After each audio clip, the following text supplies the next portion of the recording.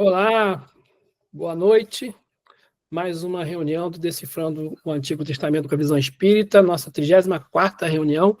Vamos estudar os livros sapienciais Provérbios, Eclesiastes, Cânticos, Sabedoria de Salomão e Eclesiástico. Hoje é segunda-feira, dia 11 de novembro de 2024. Como sempre, eu sempre falo que esse nosso estudo é feito à luz da doutrina espírita, codificada por Allan Kardec, não tem nenhuma intenção de estabelecer controvérsias teológicas ou interpretativas com outras religiões.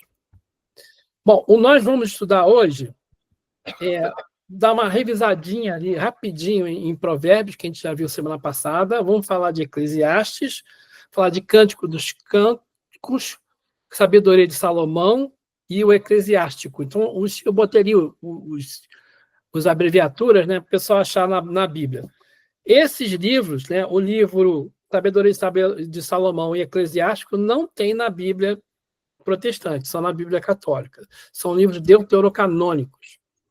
Então, eu usei como fonte de pesquisa a Bíblia do Peregrino, a Bíblia de Jerusalém, esse manual bíblico do MacArthur, que é protestante, esse manual bíblico do Halley, que também é protestante, e tem um site chamado Logos, uma Bíblia uma Bíblia digital, e eles têm vários recursos ali, inclusive Bíblias de estudo e Bíblias em inglês e em outras línguas que eu uso para me ajudar aqui no estudo, tá? Então, assim, Provérbios, indo para Provérbios, a gente já falou semana passada, né, que Salmos é um livro de devoção e o Provérbios é um livro de moral prática. Provérbios é atribuído a Salomão. E o provérbio é um ditado curto, sentencioso e axiomático, cuja vivacidade está na antítese ou na comparação. Aí eu até trouxe um trechinho, né, do livro, uma página do livro do André Luiz, na Agenda Cristã, e aquilo era um provérbio, né? Minutos de Sabedoria, do Pastorino, são pensamentos, são provérbios que estão ali. Então, assim, esse estilo de provérbio é muito interessante e já está com a gente desde aquela época ali, né? O livro tem 3 polos principais, ele fala sobre o sensato e o nécio, o honrado e o perverso, o bem-sucedido e o fracassado. Aí eu vou ler para a gente, eu vou ler para vocês, o primeiro provérbio lá, o capítulo 1, né?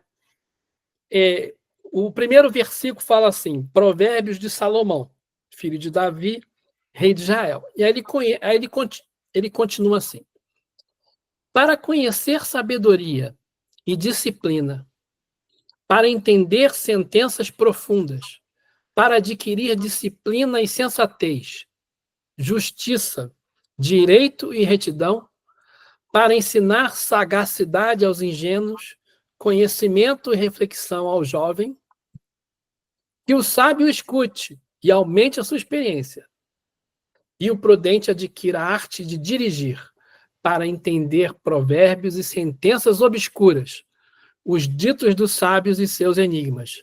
O temor de Yahvé é princípio de conhecimento. Os estultos, quer dizer, os ignorantes, desprezam, os nécios, que ele fala assim, desprezam sabedoria e disciplina. Então, uma coisa interessante aqui, ele fala, a gente precisa estudar para receber experiência, para angariar a experiência, para poder entender, ele fala aqui no anterior, né? Para entender sentenças profundas, que às vezes a gente não entende o que está escrito, né? Que ele fala assim, os ditos para entender as sentenças obscuras, os ditos dos sábios e seus enigmas. O que os espíritos falam para a gente lá no Evangelho segundo o Espiritismo, né? Espíritas, instruí-vos e amai-vos. Por que a gente precisa de estudar, né? Por que algumas vezes alguma pessoa fala, vocês só querem estudar, só falam em estudar? Lá no Allan Kardec, no nosso estatuto, está especificado. Isso já veio lá quando eu entrei no Allan Kardec na década de 90, já estava escrito lá, que só pode ser trabalhador da casa quem estuda. Então, se a gente for trabalhar entregando cesta básica, só pode fazer isso quem estuda em alguma coisa. Para trabalhar na cantina, ou no bazar, ou para fazer palestra, ou na reunião única, tem que estudar. Né? Mesmo que a gente ache que aquela atividade não tem nada a ver com, não precise de um estudo da doutrina para poder ser executado, a gente tem essa regra lá na casa. Que é bastante interessante, né? Porque aí você vê o Salomão falando que a gente precisa estudar. Ele termina, né? Que o temor de Yahvé é princípio de conhecimento. Oi, Elisa, chegou a Elisa aí. Os estudos desprezam a sabedoria e a disciplina. Então, aquela pessoa que não quer estudar, que não quer conhecer, ela fica de Maria vai com as outras. Né? A gente fala e a pessoa acredita. Não existe a contestação. E é importante que a gente tenha pessoas que sejam contestadoras, quando a gente vai fazer um estudo, como a gente teve, né? A gente estava conversando mais cedo sobre a influência de Maria sobre Lucas na época, na hora dele pesquisar os fatos para colocar lá no evangelho dele. Então, fazer esse tipo de questionamento faz parte de ser espírita, né? Então, a gente precisa incentivar isso aí. Por isso que é muito importante a gente fazer estudar e para poder ser capaz de fazer perguntas. Bom, então os provérbios eles vão andando, são vários assuntos. E eu já falei com vocês, né? Tem alguns provérbios que são bastante, como falar assim, complicados. Por exemplo, o último provérbio, ele é um texto sobre a perfeita dona de casa. É um texto totalmente misógino. Né? E em vários lugares, né, Salomão fala sobre isso. Né? Então, assim, a gente não, por isso que não se pode levar o Antigo Testamento ao pé da letra. Porque uma pessoa fundamentalista que leva o Antigo Testamento ao pé da letra, lê um texto desse e fala que tem que ser assim. Ele diz que mulher não pode falar, que a mulher tem que ficar quieta, tem que preparar tudo, fazer tudo para o homem, quando o homem mandar, ela tem que obedecer e tal. Mas é interessante que ele também fala, em alguns momentos, né, ele dá a contrapartida. Né? O homem também não pode olhar para a mulher com o olhar 43, ele não pode conversar com mulher casada, não pode beber vinho com mulher casada. Então, tem um monte de coisas aqui também como se diz? Relacionadas ao relacionamento humano, homem e mulher. Né? Então, assim, mas tem coisas muito legais, mas tem coisas que já estão bastante, que tem que tomar bastante cuidado quando a gente lê, a gente tem que entender o que significa aquilo. Tá? Por isso que a gente precisa continuar estudando. Porque senão a gente aceita o que falam para a gente sem pesquisar e sem olhar para trás. Feita essa observação, o próximo, Eclesiastes. Eclesiastes é palavra de Colé. Isso é interessante porque tem a ver com o nome Eclesiastes, né? Então, assim, eu peguei um livro esse foi da Bíblia, daquela Bíblia online, do Logos. Tem uma Bíblia você pode abrir uma Bíblia de estudo, e eu peguei essa Bíblia aí, Faith Life Study Bible, desse cara John D. Barry. E aí ele fala isso lá. O Eclesiastes aborda momentos em que a vida não faz sentido, quando parece que a sabedoria não pode oferecer nenhuma resposta satisfatória. O autor faz uma análise honesta e inflexível da riqueza e do trabalho, do prazer e da sabedoria. A gente lê o texto de Eclesiastes, ele é um texto bem pessimista. Né? Logo no início, assim, logo no prólogo, ele já fala assim: o que foi será, o que se fez se tornará a fazer, não há nada de novo debaixo do sol. Lá na frente, ele fala assim: então eu examinei todas as minhas obras, no capítulo 2, e o trabalho que me custou para realizá-las, e vi que tudo era vaidade, era correr atrás do vento, e nada havia de proveitoso debaixo do sol. Então, ele é muito pessimista, é até engraçado. Ele assim, joga, pô, tudo que eu faço, nada adianta, tudo dá errado. Né? Ele é tipo meio assim, ó céus, ó azar, né? Ele é um cara bem... Esse texto é um texto meio irônico, nesse sentido. E aí, o John D. Barry fala, né? O orador finalmente decide que eles são, em última análise, sem sentido em si mesmos. Mas o livro também conclui que perceber tais limitações deve nos encorajar a nos aproximar de Deus. O título Eclesiastes vem da tradução grega do termo hebraico quaral, em grego eclésia. Então, daí que vem o nome do texto Eclesiastes. Tá? Qual se refere a alguém que reúne um grupo e é frequentemente traduzido como professor ou pregador. Então, o título do livro, né, ele começa assim: Palavras de Colé, filho de Davi, rei em Jerusalém. Só que Colé não é uma pessoa, significa, como é que se diz? Significa um professor. Então, esse livro é... Pregador, né? É, exatamente, um pregador. Um texto de um pregador. Tá? Eu separei aqui, no capítulo 3 do livro, chama Tempos e Duração, em algumas Bíblias tem outro nome, só que de morte, tempo de morte. Então, assim, esse texto, ele fala assim: há um momento para tudo e um tempo para todo propósito debaixo do céu. Tempo de nascer, tempo de morrer. Tempo de plantar e tempo de arrancar planta. Tempo de matar e tempo de curar. Tempo de destruir e tempo de construir. Tempo de chorar, tempo de rir. Tempo de gemer e tempo de bailar. Tempo de atirar pedras e tempo de recolher pedras. Tempo de abraçar e tempo de se separar. Tempo de buscar, tempo de perder. Tempo de guardar e tempo de jogar fora. Tempo de rasgar e tempo de costurar. Tempo de calar e tempo de falar. Tempo de amar e tempo de odiar. Tempo de guerra e tempo de paz.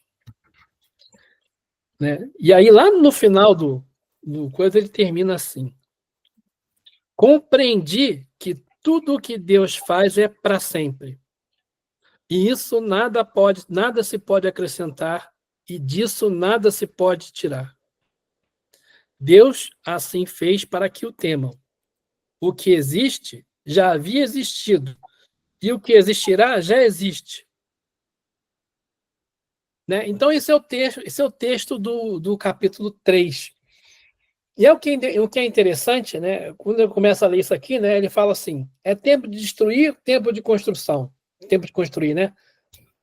Quando a gente estuda as leis morais de Kardec, tem a lei de destruição e a lei de conservação, não é? São duas leis. Tempo de chorar e tempo de rir. Né? A gente sofre, mas a gente também tem que ficar alegre, tem que ficar... Né? Tempo de gemer e tempo de bailar. Né? Aí ele fala, tem tempo de atirar pedra e tem tempo de recolher pedra, porque quando a gente atira a pedra no outro, depois a gente vai ter que carregar o peso da pedra, né? Tem tempo porque a gente também é telhado de vidro. Né? Tempo de plantar, tempo de arrecadar a planta, de arrancar a planta. Tempo de nascer, tempo de morrer. Então, ele faz uma análise assim esse texto. Eu gostei muito desse texto, porque ele fala do que existe debaixo do céu. E ele lá atrás, no capítulo 1, capítulo 2, ele falou duas vezes: não tem nada de novo debaixo do céu. Mas aí depois ele faz essa análise. Não tem nada de novo porque Deus faz tudo certinho. Não vai haver nada, não existe nada que a gente possa fazer que possa mudar o que Deus fez.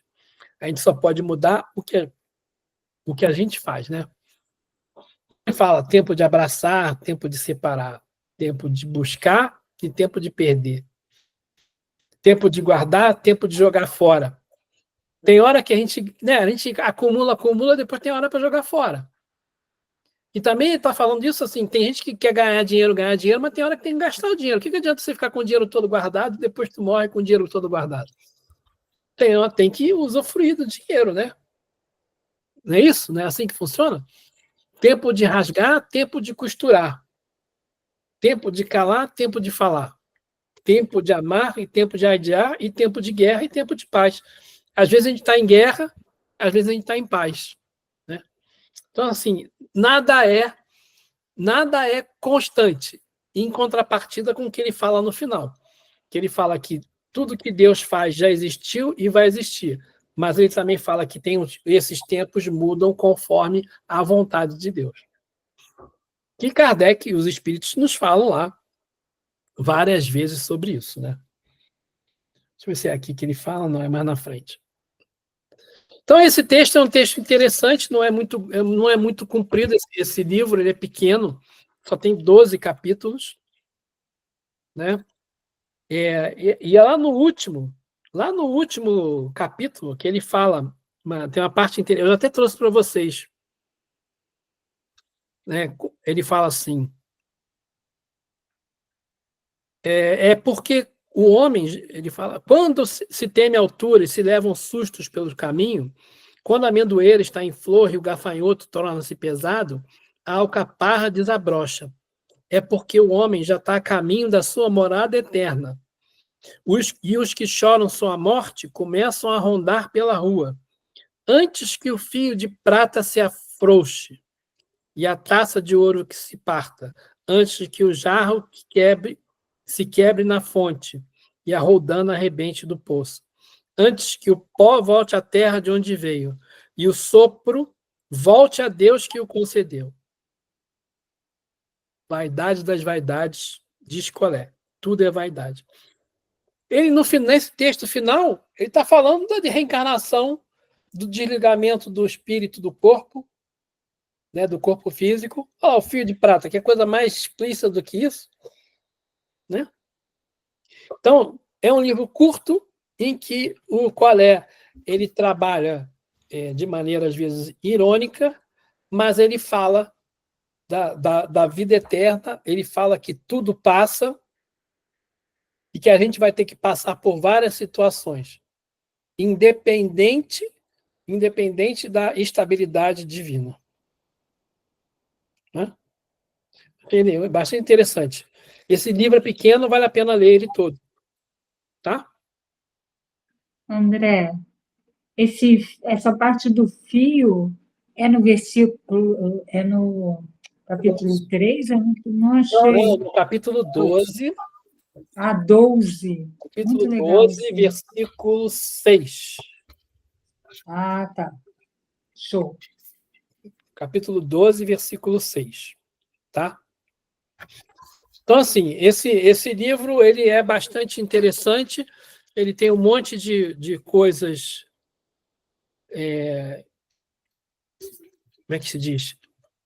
Interessante no sentido que ele... alegóricas, né? Muitas situações alegóricas que a gente precisa ler com bastante cuidado, né? Você lembra que a gente falou que a amendoeira... Por que ele fala da amendoeira? Que é a amendoeira que está em flor. A amendoeira é a planta que floresce fora da hora. Ela floresce no inverno. Então, ela traz esperança. Né? Ela floresce ainda no inverno, antes da primavera. Então, ela traz esperança que está acabando o inverno.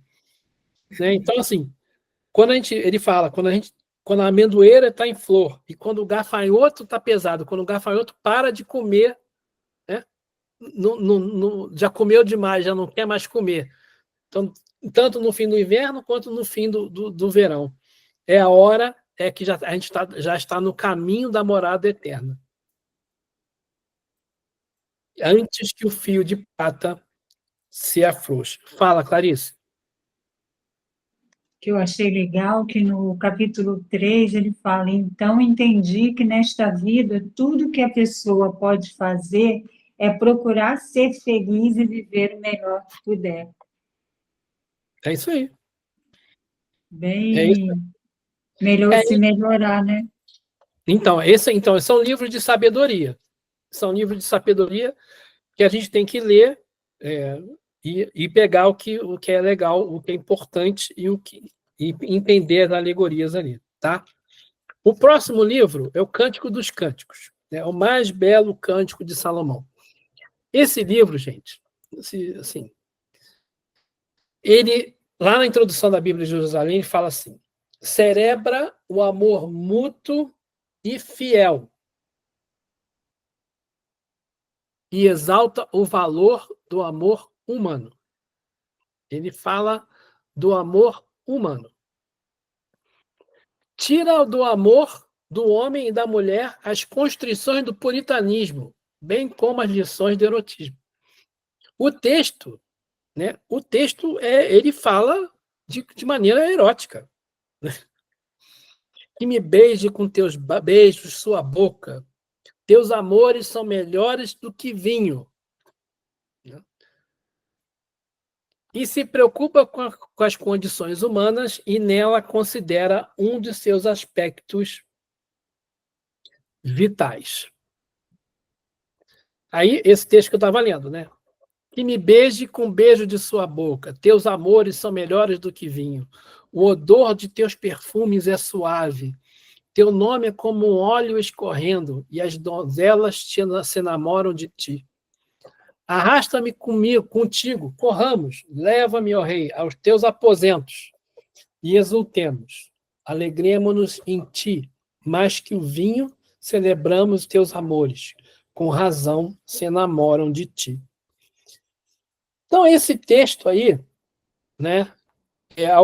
O texto do Cântico dos Cânticos, algumas pessoas, alguns padres, falam que a amante seria a igreja. Né? Então, a amante de Deus seria a igreja com quem ele tem uma relação aí. Isso os padres falam. Mas, na verdade, esse texto, né, é uma coletânea de poemas. O próximo texto ele é escrito por uma mulher. É uma mulher quem fala. O próximo texto, no versículo 5 do capítulo 1, ele fala assim, ó: sou morena mais formosa, ó filha de Jerusalém, como as tendas de seda e os pavilhões da Salma. Não olheis eu ser morena, foi o sol que me queimou, e os filhos de minha mãe se voltaram contra mim, fazendo-me guardar as vinhas. A minha vinha eu não pude guardar. Olha aí. Então, assim, aí ele responde: ó minha amada, te comparo à égua atrelada no carro do faraó. Então, os termos que ele usa aqui, que eles usam aqui, são termos bem diferentes, vamos falar assim, né? Meu amado é para mim cacho de cipro florido, entre as vinhas de Egandi. Como és bela, minha amada, como és bela, teus olhos são como pombas. Como é belo, meu amado, ó doçura, nosso leito é todo relva. Então, é um texto quase erótico, vamos falar assim. Né? Então, lá no capítulo 4, ele repete: como és bela, minha amada, como és bela, são pombas. Teu cabelo, um rebanho de cabras. Teus dentes, um rebanho tosquiado. Então, ele não está falando de igreja, né? Não é possível. Ele está falando do amor, da importância do amor entre duas pessoas. E que existe o amor erótico. Então, isso aí é um contrassenso àquelas pessoas que são tão puritanas que vão contra, né, não sei, que vão contra essa ideia de que o amor entre duas pessoas que se amam, né, tem que ser uma coisa, eu falo assim, não seja uma coisa pura, né, que é uma coisa que... A Igreja Católica pegou feio aí nessa. É isso aí. Não podia ter feito isso, não. Exatamente. Tá bom, gente? Então, esse é para vocês lerem aí, que é muito interessante também. O próximo livro é a Sabedoria de Salomão. É um livro deuterocanônico, não tem na Bíblia protestante, tá? Uma coisa interessante é que, apesar do título dizer que Sabedoria de Salomão, ele não foi escrito por Salomão. O autor, todo mundo concorda com isso, é um hebreu helenizado, que morava em Alexandria, e foi escrito no final do século I a.C. Então, provavelmente foi o último livro escrito da Bíblia. Né? E ele não está na Bíblia dos protestantes. Os protestantes, o último livro que eles têm, e também lá no Talmud, né, dos hebreus, ele não está incluso. Ele é um livro separado que a tradição hebraica estuda, mas ele não está incluído lá no Talmud, no Antigo Testamento. Existe um período de 400 anos entre o último livro escrito, que é o reconhecido pelos protestantes, até a vinda de Jesus. Mas esse aqui foi escrito, está na Bíblia católica, ele foi escrito no século I antes de Cristo. Aqui. E aí por que ele chama helenizado, né? O helenismo vem de Platão. Platão, a escola filosófica de Platão, trouxe o abstrato para a filosofia. Na época dos hebreus, lá do início, não existia o abstrato. Para eles, eles viam as coisas de maneira concreta, porque eram pastores, eram nômades, né? Eram agricultores. Então, eles não tinham essa visão abstrata da vida que os gregos trouxeram, que Platão trouxe. Então, esse texto de Sabedoria de Salomão, ele já traz algumas ideias mais abstratas.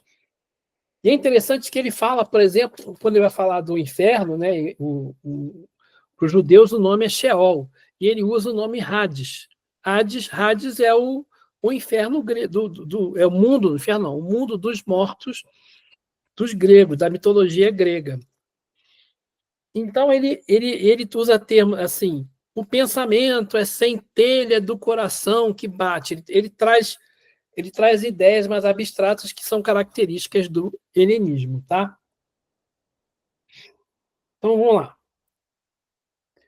Então, esse livro ele tem algumas ideias principais. Os católicos falam doutrina. Se vocês forem estudar esse livro, os católicos vão falar assim, o livro tem as seguintes doutrinas. Eu, em vez de botar doutrina, usei ideias principais. Ele fala da imortalidade do justo, do sofrimento do justo, fala da responsabilidade dos governantes, fala do limite do conhecimento e da capacidade de se conhecer a Deus pela criação. Então, esses são os temas principais aí que tem no livro. Eu trouxe algumas ideias aqui, né? Então, lá ele tem 19 capítulos divididos em 3 partes. A primeira parte vai do capítulo 1 até o capítulo 6. E ele aqui na Bíblia de Salomão, na Bíblia de Jerusalém, ele tem o nome lá, Sabedoria e o Destino Humano. Então, eu separei lá do capítulo 3, esse texto aqui. A vida dos justos está nas mãos de Deus. Nenhum tormento os atingirá. Aos olhos dos insensatos, pareceram morrer. Sua partida foi tida como uma desgraça. Sua viagem para longe de nós como um aniquilamento, mas eles estão em paz. Então, esse texto, ele fala, né, que a pessoa morre, mas não morre. Que tem uma vida após a morte. Né? E é bem explícito sobre isso. Lá no início, no capítulo 1 e no capítulo 2,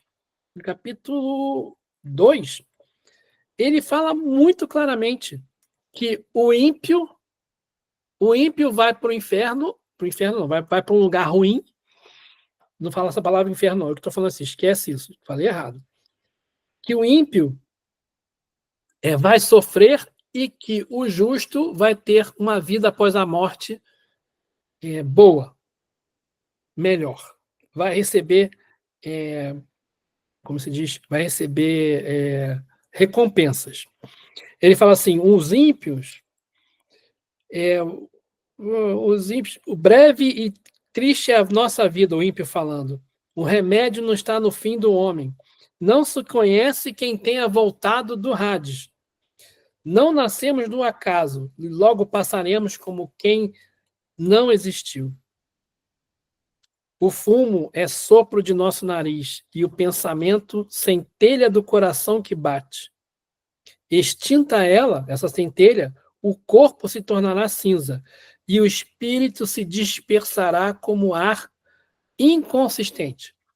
Então ele fala aqui que a pessoa que é lá atrás, ele fala que o justo, ele tem um futuro junto do Senhor. E o ímpio, quando morre, o espírito dele desaparece, ninguém mais se lembra dele. E ele fala: com o tempo, nosso nome cairá no esquecimento. Ninguém se lembrará de nossas obras. Nossa vida é passagem de uma sombra e o nosso fim irreversível. Então ele fala sobre isso no capítulo 2. E aí, no capítulo 3, ele fala: a vida do justo está na mão de Deus, nenhum tormento atingirá. Aos olhos dos insensatos parece morrer. Sua partida foi tida como uma desgraça, sua viagem para longe de nós como um aniquilamento, mas eles estão em paz. Aos olhos humanos, pareciam cumprir uma pena, mas sua esperança estava cheia de imortalidade. Por um pequeno castigo receberão grandes favores. Deus os colocou à prova e os achou dignos de si. Né? Falando de novo, é a vida após a morte. O que acontece com a gente depois que a gente desencarna. Né? Aí, na segunda parte, ele fala assim, Salomão, do capítulo 7 em diante. Salomão e a busca da sabedoria. Aí ele atribui a Salomão. Assim, Salomão disse isso. Né? Então, por exemplo, o capítulo 7 fala assim, Salomão não era apenas um homem. E aí ele começa a discorrer em primeira pessoa, como se fosse Salomão falando. Aí lá no capítulo 9, eu separei aqui. Pois, no capítulo 9, versículo 13. Pois que homem conhece o desígnio de Deus? Quem pode conceber a vontade do Senhor? Os pensamentos dos mortais são tímidos e falíveis os nossos raciocínios. Um corpo corruptível pesa sobre a alma, e essa tenda de argila faz o espírito pesar com muitas preocupações. Parece texto de Emmanuel, né? Corpo corruptível. André Luiz falando, né? Corpo, só falta dizer corpo somático, né? Psicossoma. Então, um corpo corruptível pesa sobre o espírito. E essa tenda de argila, né, ofusca, faz o espírito pesar com muitas preocupações. Então, assim, eles sabiam das coisas. Só o pessoal que manipula isso aí é que não traziam para a gente a verdade da história. Né? E aí ele fala no final, entre o capítulo 10 e o capítulo 19, a ação da sabedoria na história. Então aí ele vai discorrer nessa ação da sabedoria na história, ele fala desde de Adão a Moisés, fala do Êxodo, fala do milagre da água, não sei o quê, fala de Canaã, fala das lições dadas por Deus a Israel, de todos os sofrimentos que teve, fala da idolatria, do culto pagão, fala vai falando um monte de coisa do passado, fala que Israel não é idólatra, fala da loucura dos fabricantes de ídolos, compara as pragas do Egito com, lembra que do maná que caía do céu, das codornizas, né, das codornas. Então ele compara, né, as pragas,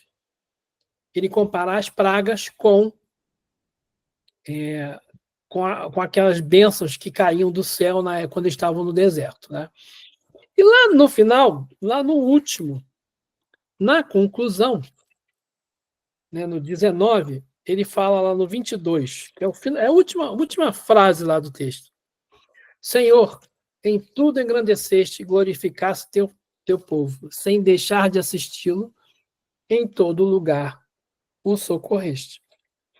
Então, essa é a última frase do texto. Qual é a conclusão? Apesar de todo o sofrimento que a gente teve, o Deus estava sempre com a gente, está sempre com a gente, e sempre nos assistiu e sempre nos socorre.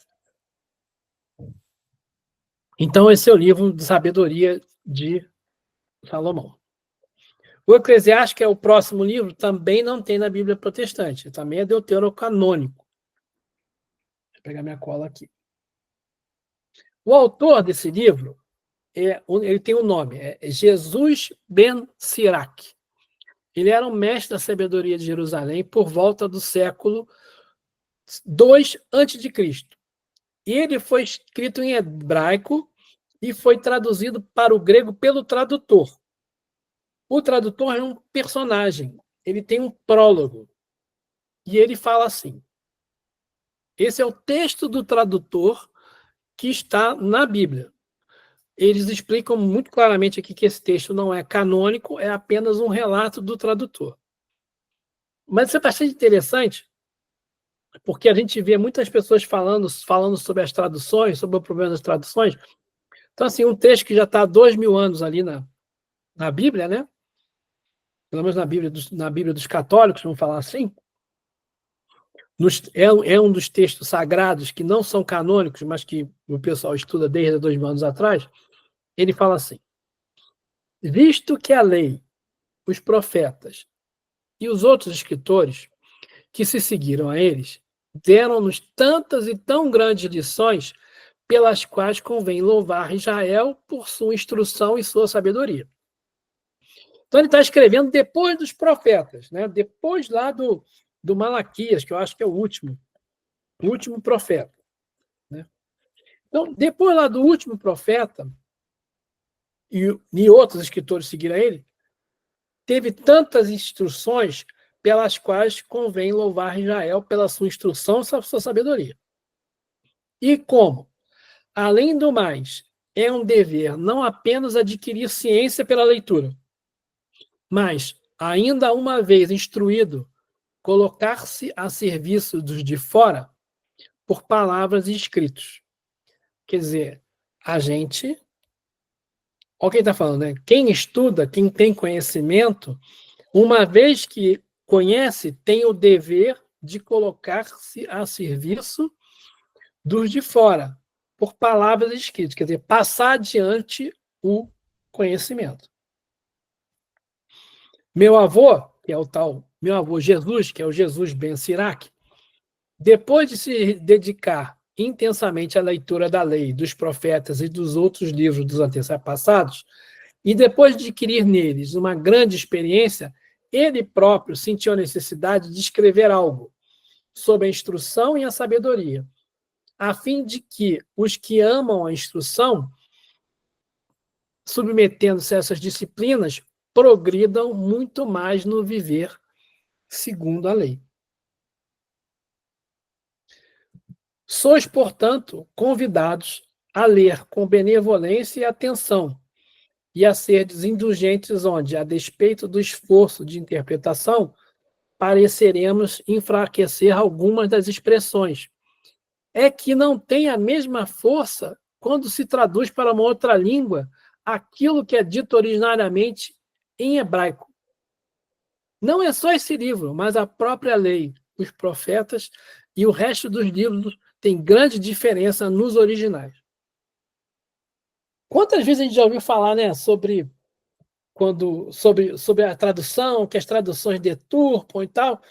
Na própria Bíblia tem lá um tradutor que trouxe do hebraico para o grego, já dizendo, olha, toma cuidado porque a tradução perde muita coisa. Né? Eu achei bastante interessante ele falando sobre isso. Ora, no 38º ano do falecido rei Evergetes, indo ao Egito e sendo-lhe contemporâneo, encontrei uma vida. Eu pesquisei o que significa uma vida, encontrei um livro, segundo uma alta sabedoria, e julguei muito necessário dedicar cuidado e esforço para traduzir esse livro. O interessante, né, que ele fala assim, segundo uma alta sabedoria. Isso é uma expressão, muitas pessoas de outras designações religiosas, principalmente desses neopentecostais, eles usam essa palavra, né, da sabedoria, a sabedoria. Né? E porque os antigos consideravam os livros, os estudos, toda a tradição judaica como sabedoria. E muitos livros, né, o próprio livro do Provérbios, a sabedoria vira um personagem, como se fosse uma pessoa. Então, assim, quando se tem um ensinamento que eles consideram muito importante, eles chamam esse ensinamento de alta sabedoria.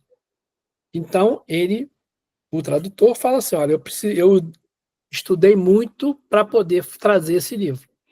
Ele fala, dediquei muitas vigílias, quer dizer, passei noites em claro, e muito estudo durante esse período, a fim de levar a bom termo o trabalho e publicar o livro para os que, fora da pátria, desejam instruir-se e reformar os costumes e viver conforme a lei.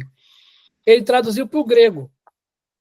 Então, ele não está escrevendo para os judeus que sabiam ler hebraico, estava traduzindo para o grego, porque era na época em que o Israel estava sob o domínio dos gregos. E ele fala publicar livro, mas não é publicar livro, né? Porque isso já é uma tradução do grego, né? Porque não existia livro na época, não existia como é que é aquela máquina de impressão, né? Não existia. Gutenberg ainda não tinha inventado a prensa para produção de livros. Então, como é que ele podia publicar um livro?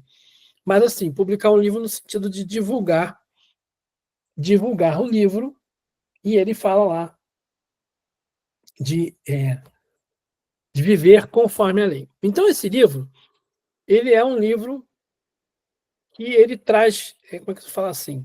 Vou colocar aqui. Ele começa, o termo, ele chama coleção, começa o livro dizendo assim, coleção de sentenças. O livro tem, não sei quantos capítulos tem esse livro, esqueci de botar ali. O Eclesiástico tem 51 capítulos. A grande parte dele, esse do 1 ao 43, ele fala de sentenças. Sentenças no sentido de serem frases e também no sentido de serem sentenças de criminais, assim, de penas, né? Então ele começa assim. Ele fala dos dizeres de sabedoria e deveres do justo. Então ele começa falando da origem da sabedoria. Ele fala que toda sabedoria vem de Deus. Né? Todo conhecimento tem que estar, segundo eles, todo conhecimento tem que estar atrelado ao temor a Deus. Então você precisa estudar as coisas de Deus para se tornar um sábio. E todo mundo que teme a Deus, né, é justo e tem como dever, né, sabedoria, retidão, paciência, domínio de si. É isso aí. Temor de Deus na aprovação, tem que passar pela aprovação sem reclamar. Aí ele continua falando do dever para os pais e dos pais com os filhos. Depois ele fala da humildade e do orgulho. Na humildade ele fala assim, filho, conduze teus negócios com doçura e serás amado mais do que um homem generoso. Quanto mais fores importantes, tanto mais humilha-te para achares graças diante do Senhor. Numerosas são as pessoas altivas e famosas, mas é aos humildes que ele revela seus segredos. Jesus, logo depois, né? 200 anos na frente, vai ressaltar de novo, né, a importância da humildade. Bem-aventurados os pobres de espírito. E aí ele fala do orgulho. Ele fala, o coração obstinado terá um mau fim, e o que ama o perigo nele cairá. O coração obstinado acumula sofrimentos. O pecador acrescenta pecado a pecado. Para a desgraça do orgulhoso não existe remédio, porque a árvore da perversidade enraizou-se nele. Então, isso é texto do Eclesiástico. Aí ele fala, né, de novo, né, que a sabedoria educa, que a educação e a sabedoria, a educação, né, o estudo, o saber traz sabedoria. Espíritas instruídos. Ele fala de amizade e de respeito. Né? Ele fala que a gente precisa ter pudor, precisa ter respeito pelo outro, e que a amizade é importante, que é importante respeitar a amizade, para não trair o amigo. Né? Ele fala de inveja e de avareza e fala de caridade. Onde é que ele fala aqui? Caridade para com os pobres. A água apaga a chama e a esmola expia os pecados. Quem retribui com favores pensa no futuro. No dia de sua queda encontrará apoio. Não faça sofrer aqueles que têm fome. Não irrites o homem na sua indigência. Então ele fala da caridade, fala da inveja, da avareza. Deixa eu ver aqui. Bom, ele fala de firmeza e de autocontrole. Fala de prudência e de reflexão. Prudência, né? Não lutes com o grande para não caíres em suas mãos. Não brigue com o rico para que não oponha a ti o seu peso. Porque o ouro perdeu a muitos e seduziu a coração dos reis. Não disputes com o falador. Não amontoes, não coloque mais lenha sobre o fogo. Então, prudência e reflexão. Ele fala dos filhos, dos pais, das mulheres e dos maridos. Então ele fala de como que as mulheres, né, como que os maridos devem tratar. Não tenha ciúmes da tua amada esposa. Não vá de encontro à cortesã. Não te entretenhas com a bailarina. Ele fala, então ele também fala do que a mulher tem que fazer. Ele fala dos pais, que os pais têm que ajudar os filhos, que os maridos têm que, já falei aqui, né, têm que tratar bem as mulheres. Fala do governo, como que o governante sábio educa o povo e a autoridade de homem inteligente é bem estabelecida. E aí ele mistura o sacerdote com o governo, porque os sacerdotes são os governantes, né, da história. Ele compara o sábio e o insensato. Fala de novo do orgulho. Ele fala de vigilância, hipocrisia e de rancor. Vou ficar aqui. Fala de inveja e avareza. E aí ele fala de livre-arbítrio. Né? É interessante, esse texto eu até trouxe para cá, porque eu achei bastante interessante. Olha o que ele fala sobre o título de liberdade humana. Não digas, é o Senhor que me faz pecar, porque ele não faz aquilo que odeia. Não digas, é ele que me faz errar, porque ele não tem necessidade de um homem pecador. O Senhor odeia toda espécie de abominação, e nenhuma é amável para os que o temem. Desde o princípio ele criou o homem e abandonou nas mãos de sua própria decisão. Se quiseres, observarás os mandamentos. A fidelidade está no fazer a sua vontade. Ele colocou diante de ti o fogo e a água, para o que quiserdes, estenderá a tua mão. Quer dizer, desde o princípio, um homem podia fazer o que quisesse. Né? Adão e Eva, e depois Caim e Abel, depois do filho, né, de Enoque, e depois de Noé, e depois de Abraão, e de Jacó, de Esaú, né, e foi andando, de Moisés, de Josué, esses caras todos, depois inclusive ele fala sobre isso, todos eles tomaram decisões, e o povo sempre decidiu o que vai fazer. Eu faço isso ou eu faço aquilo? E ele coloca ali, o Deus colocou diante da gente o fogo e a água. A gente escolhe para que a gente vai estender a mão, para a água ou para o fogo. Diante dos homens está a vida e a morte. Ser-te-á dado o que preferires. É grande, pois, a sabedoria do Senhor. Ele é todo-poderoso e vê tudo. Seus olhos veem os que o temem. Ele conhece todas as obras do homem. Não ordenou a ninguém ser ímpio e não deu a ninguém licença de pecar. Quer dizer, a gente não faz o mal porque Deus quer. A gente faz o mal porque a gente quer e Deus permite. Então, esse aqui é o texto, está lá no capítulo 15, nos versículos de 11 a 21. A 20, desculpa. 11 a 20. Do Eclesiástico. E aí ele continua, né, lá no final do livro, do capítulo 42 ao 43, ele fala na natureza. Aí ele fala, é bem pequenininho esse texto, ele fala do sol, da lua, das estrelas, do arco-íris, das maravilhas da natureza.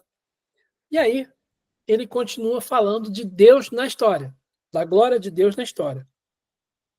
E aí ele começa, elogio aos pais. O que é elogio aos pais? O que são os pais? São os antepassados. Então ele fala, né, o Senhor criou imensa glória. Elogiemos os homens ilustres, nossos antepassados em sua ordem de sucessão. Homens exerceram autoridade real, ganharam nome por seus feitos. Outros foram ponderados nos conselhos e exprimiram-se em oráculos proféticos. Outros regeram o povo com seus conselhos e inteligência da sabedoria popular e os sábios discursos de seu ensinamento.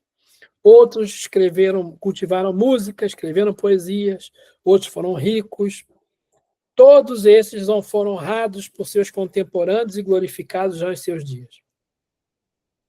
Então ele começa a falar dos homens, do passado. E aí ele fala de vários personagens, de Enoque, né, que foi um filho de Caim, que foi, lembra que ele foi arrebatado, né? Ele não morreu, ele foi arrebatado, foi levado aos céus. Fala de Noé, que ele fala assim, Noé foi reconhecido como perfeito justo, e no tempo da cólera se tornou um rebento.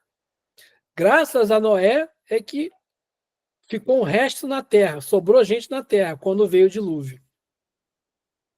Com ele foram estabelecidas alianças eternas. Aí depois ele fala de Abraão, de Isaac, de Jacó, que nós já estudamos, né? Falou de Moisés, de Araão, falou de Josué também. Ele fala dos juízes, ele fala de Finéia também, e de Caleb. Caleb era filho de Josué. Ele fala dos juízes, aí fala de Samuel, fala dos reis, Salomão, Davi, Salomão, Roboão, Jeroboão. Fala dos profetas, fala do profeta Natã, que viveu na época de Davi. Fala de Elias, fala de Eliseu, Ezequias, Isaías, Josias, Zorobabel, Neemias. Ele fala de vários profetas até o final, né? E aí ele assina sabedoria de Jesus, filho de Sirac. Jesus ben Sirac. Então, esse livro, ele também tem no finalzinho dele, ele tem um poema. E ele fala assim, eu, em minha juventude, antes das minhas viagens, Procurei abertamente a sabedoria na oração. Diante do santuário eu a pedi, e até o meu último dia procurarei. Na sua flor, como uva amadurecida, meu coração nela depositava sua alegria. Meu pé avançou no caminho reto, e desde minha juventude a procurei. O pouco que inclinei meu ouvido, eu a recebi e encontrei muita instrução. Graças a ela progredi. Glorificarei aquele que me deu a sabedoria, porque decidi pô-la em prática. Procurei ardentemente o bem, não serei confundido. Né? Quando a gente fala, quando estuda o espiritismo, né, a gente ouve falar lá da escala espírita, dos espíritos impuros e dos bons espíritos. Né? Quem são os bons espíritos? Quem são os espíritos superiores? São os espíritos que conseguiram encontrar o caminho reto, que procuram sempre o caminho reto e que, graças a esse caminho reto, a não errar mais, progrediram. E aí ele fala: glorificarei aquele que me deu a sabedoria. Quem é que dá a sabedoria? É Deus, né? Deus que dá a sabedoria. Porque decidir pôr em prática. Os espíritos falam, né? Onde está escrita a lei de Deus? Onde está escrita a sabedoria? Na nossa consciência. A gente sabe o que é certo, mas a gente não consegue fazer tudo.